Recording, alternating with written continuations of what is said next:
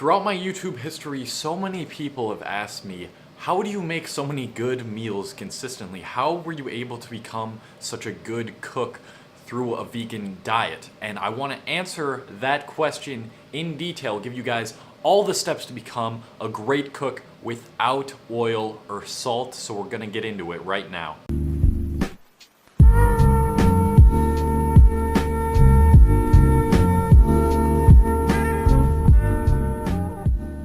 What's going on, everybody? It's your man Cole Hastings. We are back with another video. Hopefully you guys are having a great day today. It is a good day because we're talking about food.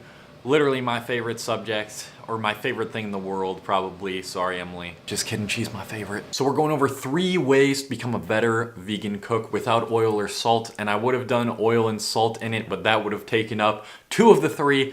And also, those are just hacks. That's like a cheat to actually cooking vegan meals. Like, that will really elevate it to the next level, but that's too easy. I thought that was too easy. I need to give myself a challenge. So I'm giving you guys 3 unique ways to become a better vegan cook. And now I've been thinking about this for a little while. I didn't really know if I wanted to share this secret with you guys, but I think I'm gonna give you a 4th extra tip at the end of this video that really helps probably more than any of the other tips. So if you stick around to the end of the video, I'm gonna tell you guys that one as well, because I love you guys. So now that everything is explained, let me share with you guys the 3 ways you can become a better vegan cook. Let's get started with number 1.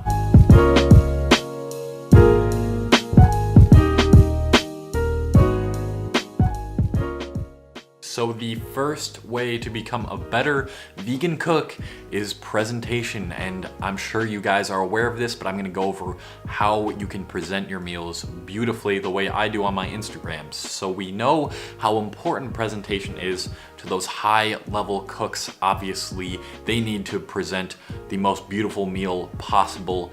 But what's actually crazy about the presentation of your meal, just how it looks, is it can actually really elevate the taste of the meal. So without adding any really tasty ingredients like salt, you can make your meal go from this bland piece of crap to this really tasty, delicious meal just by having good presentation. Now, how do I have good presentation with my photos, with my meals?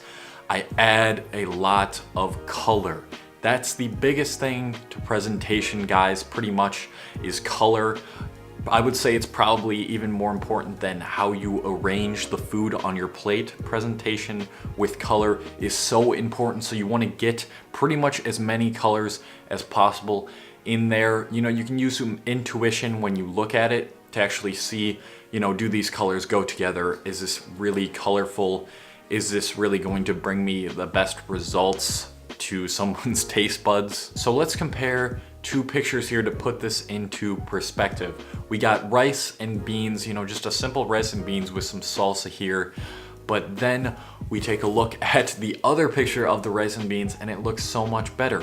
Why? Because we put in these colors. We seasoned the rice a little bit with some paprika. We added some guac as well. We added some avocado to get that green. We added some leafy greens. Makes it look a lot better. Just getting more and more colors into the picture. We got some onions as well. Just adding more colors can really bring out flavors in your dish. And of course, colors are great for you in general because really colorful fruits and vegetables actually contain more antioxidants than their not as colorful counterparts. So if we take cauliflower and broccoli, for example, cauliflower has a lot less vitamin C than broccoli, and that's all due to the color of it, surprisingly. And another tip I use is to actually go on Google and search up the dish you want to make and look through the Google images, and you can see just a whole, they'll give you like some really good pictures of images for that certain dish, and you can kind of replicate that and repurpose it in your own way. So that's a really good way to get a good idea as to how to arrange the stuff on your plate that's aside from color. Okay, so now you know how to present the dish. Here comes the next most important part, and that is the flavor of it, obviously.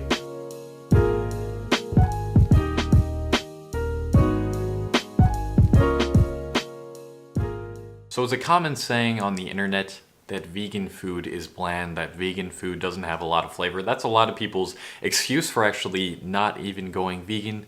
Personally, I think that's ridiculous. People just got to understand how to add more flavor to their dishes, and the type of flavor matters a ton. So there are 5 tastes for humans, and that is salt, sweet, bitter, sour, and umami. And you gotta understand how to work these flavors together, how to complement each flavor with its contrasting counterpart. So some good pairings to tastes are sour and sweet and salty and sweet. Obviously, I know I said I didn't want any salt in this video, so some good alternatives to that are soy sauce or liquid aminos. Those really bring out flavor in something like tofu or tempeh. I love marinating my tofu in some soy sauce or liquid aminos. Umami is another taste you really need to master.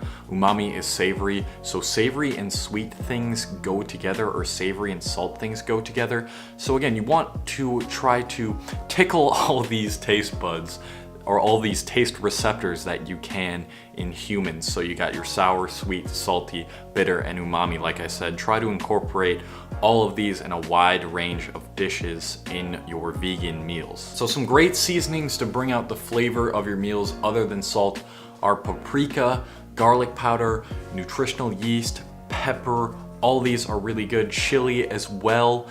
Garlic powder is probably one of my favorites. Garlic and onion powder really bring that saltiness to it, and then paprika brings a little bit of that spice that you want in some of your meals. So yeah, start adding more seasonings to your dishes as well. That also really brings out the flavor in them. So it's time for that third way to become a better vegan cook.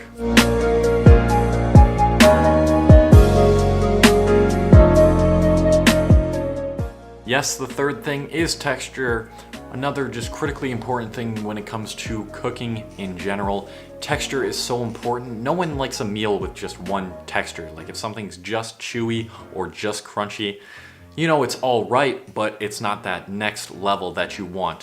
What chefs look for, what high reviewers look for, people who review food for a living, they look for a variety of different textures in their food. So they want that crunchiness, they want that chewiness, they want that meltiness. If you can combine all of these textures together into one meal, it really helps to diversify the meal, and it increases the depth of the meal. So you want a lot of depth in your foods. Don't just have, you know, one flavor, one texture, and one color. No one likes that. No one's going to think that's very good, and you're not gonna like your food as much either. So you need to be fusing these 3 things together. The flavor, the presentation, and the texture. You gotta diversify it. You gotta use them and fuse them together so you can make that perfect vegan meal. And now, since I've gone over the 3 ways and you're still with me, thank you for that, by the way. I do appreciate all the people